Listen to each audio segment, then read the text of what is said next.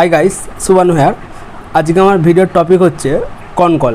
মানে প্রতিটা ইন্ডাস্ট্রিতে প্রতিটা কোম্পানি যারা কেউ কনকল করে, কেউ কনকল করেনি, কিন্তু অনেক একটা কনকল পড়ে ইনভেস্ট করা, একটা কনকল না পড়ে কারোর কথা শুনে ইনভেস্ট করার মধ্যে প্রচুর তফাৎ।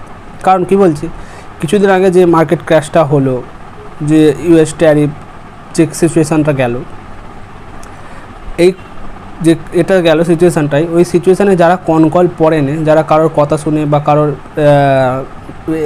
আইডিয়া বা কারোর ইউটিউবে ভিডিও থেকে আইডিয়া নিয়ে ইনভেস্ট করেছিল, সে কোম্পানিতে যাই গ্রোথ থাক বা যাই অপরচুনিটি থাক, সে যার মুখ থেকে শুনে ইনভেস্ট করেছিল, তারা বেশিরভাগ হয়তো প্যানিক করে ফেলেছে, প্যানিক করে সেল করে ফেলেছে, বা সেই স্টকগুলো সেল করার পর এখন হয়তো এই 2-3 দিনের আপ ট্রেন্ডে বা এই 2-3 দিনের সেন্টিমেন্টে একটা ভালো ইম্প্রুভমেন্ট হলো, তো সেই ইম্প্রুভমেন্টে সেই স্টকগুলো আবার পুনরায় দৌড়াচ্ছে, কিন্তু তারা সেই প্যানিকে সেল করে ফেলেছে। কিন্তু যারা কনকল পড়ে তারা কিন্তু সেল করেনি।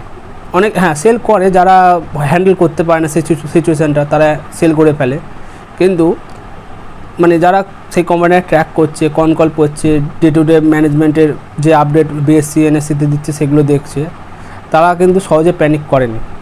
এর কনকল পড়লে কী হয়, যে ডে টু ডে যে ভলাটিলিটি থাকে, কোনো খারাপ নিউজ, ব্যাড নিউজের জন্য যে ভলাটিলিটি থাকে, সেই ভলাটিলিটিতে তাদের কনভিকশানটা থেকে যায়। কিন্তু যারা কনকল পড়ে না, তারা কারো কথা শুনে হয়তো কনভিকশানটা পেয়েছিল, সেই স্টকটা তাদের কেনার পর বেড়েওছে, কিন্তু যখন ভলাটিলিটি আসে, তারা তখন স্টকটার প্রাইস মুভমেন্ট, যে নেগেটিভ মুভমেন্ট হয়, সেটা দেখার পর তারা কনভিকশান ব্রেক হয়ে যায় আর তারা প্যানিক করে সেল করে ফেলে।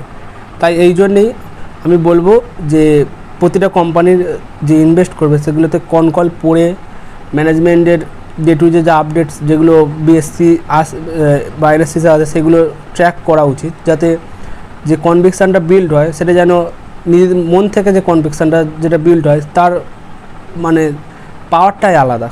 সেটা একটা ডে টু ডে মার্কেট ভলাটিলিটিতে সহজে ব্রেক হয় না। তাই ইনভেস্ট করলে নিজস্ব কনভিকশান বিল্ড করো, কনকল পড়ো, আর কোম্পানিকে ট্র্যাক করো। কারোর কথা, কোনো ইউটিউবার ভিডিও করলে সেভাবে ট্র্যাক নয়, ম্যানেজমেন্টের যে আপডেট দিচ্ছে বিএসসি এনএসসিতে, সেই আপডেটের ওপর কোম্পানিটাকে ট্র্যাক করো, যে যা বলেছে সেইগুলো ঠিক রয়েছে কি, যে এই 30%-40% গ্রোথ করবে, সেই 30%-40% গ্রোথ চলছে কি চলছে না, বা যে ক্যাপেক্স করবে সেই ক্যাপেক্সটা করছে কি করছে না। জাস্ট এটা খুবই সিম্পল ব্যাপার।